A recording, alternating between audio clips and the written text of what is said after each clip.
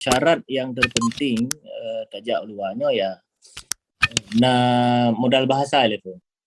Syederalun, keinginan dan impian merupakan langkah awal untuk melangkah lebih jauh dan mengubah nasib.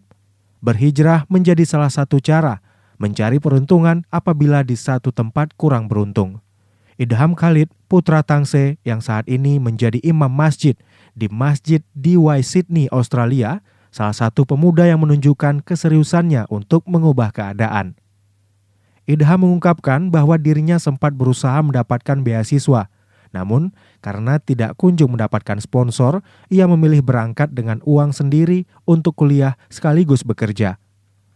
Dengan senang hati pula Idham mengatakan apabila ada putra Aceh atau siapapun yang ingin bekerja atau mengadu nasib di Australia, maka bisa menghubunginya melalui Instagram @idham149.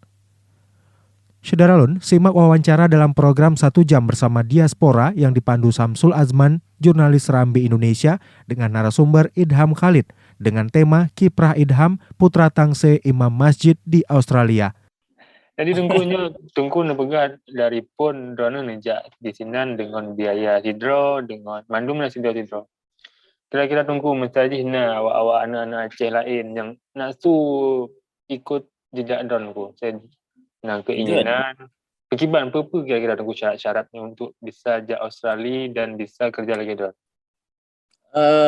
Mungkin lagi tak pegang menekan syarat yang terpenting tajak luarnya ya na modal bahasa itu. Jadi bahasa lepo yang penting karena yang lainnya mudah kan. Yang lain syarat aplikasi segala macamnya mudah.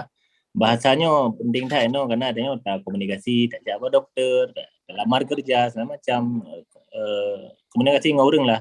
Ada je mia hana je bahasa ya butuh sih kan mungkin sebulan 2 bulan nak rekan-rekannya je bantu dia mangkah mungkin tapi menan bang. Okay.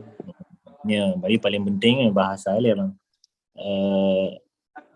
Kemudian dia karena modal bahasa baru kemudian yang lain-lain menyusul lah.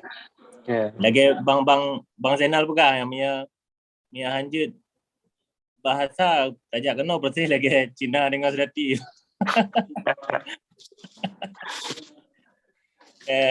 Jadi modalnya ile. Kemudian yang lain tu mungkin dari di siarannya kadang nak rekan-rekannya yang memang nak keinginan tujak kadang kan.